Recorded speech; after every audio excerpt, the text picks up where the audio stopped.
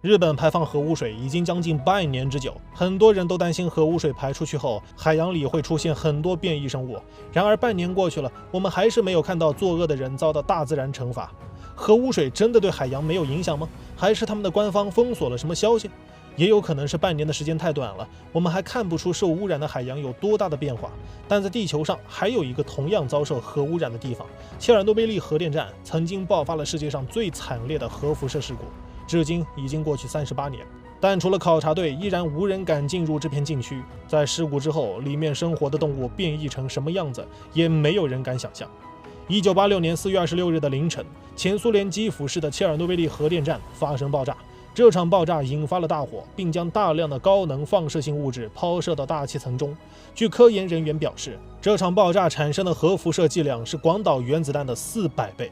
意外发生后，有203人被立即送往医院治疗，其中31人死亡，更有28人因辐射过量而死亡。这些受到辐射致死的人中，大部分都是消防队员和救护人员，因为他们没有意识到救援的环境中充满辐射物质。事故之后的15年内，依然有8万人因核辐射而死亡，有13.4万人遭受着各种辐射病折磨，方圆30公里的11.5万多民众被迫撤离家园。从此，切尔诺贝利就成了人类的禁区。废墟之上看不到人的足迹，只留下了动物。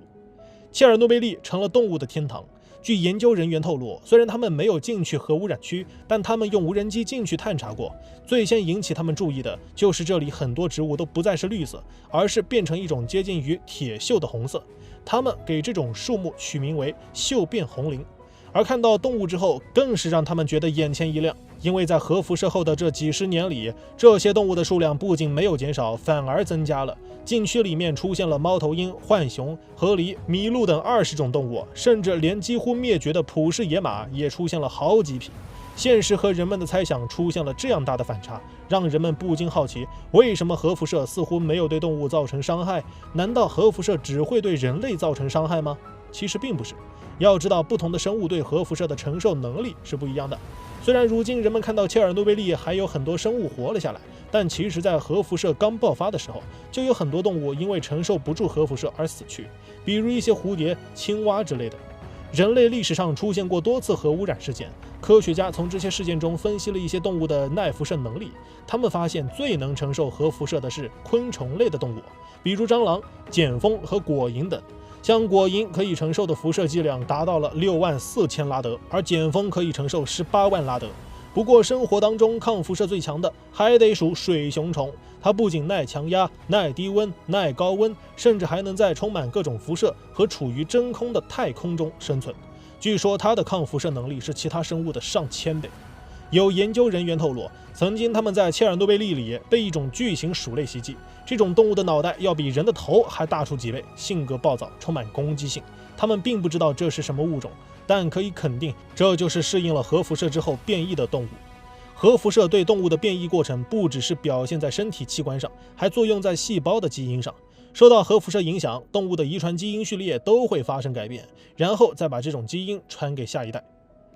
变异的动物能不能为人类所用？2014年，普林斯顿大学的一支生物研究团队进入了切尔诺贝利，在这里他们发现了狼群具备了抗癌基因。通过长达10多年的研究，他们表示这里的狼群每天接受的核辐射剂量为11.28毫雷姆，是人类上限的6倍之多。在这样的环境之下，狼的免疫系统发生了改变。这个过程就像癌症患者接受反射性化疗一样，不过狼群获得这种基因并不是一蹴而就的，而是在自然选择下通过了几代才筛选出来的。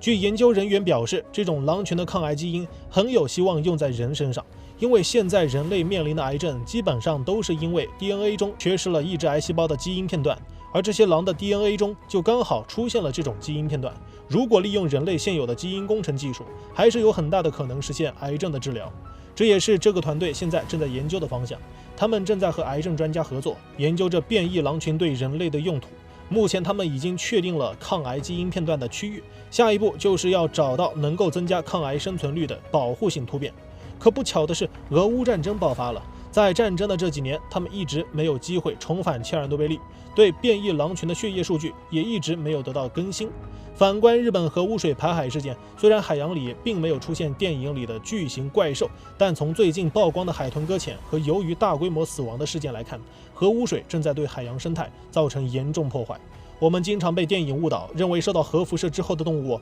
总是会拥有强大的力量，但现实很残酷，受到核辐射的大部分动物等待它们的只有死亡。并且海洋和陆地不同，海洋流动性大，传播性强。虽然排海口在日本，但海洋和很多国家都相连，核污水对海洋的影响绝不只是在日本，而是全世界。几年之后，当我们看到海洋，还会不会像现在这样憧憬？当我们看到海鲜，还有没有勇气去品尝？每天嗨科普，我是闪电哥，咱们下期见。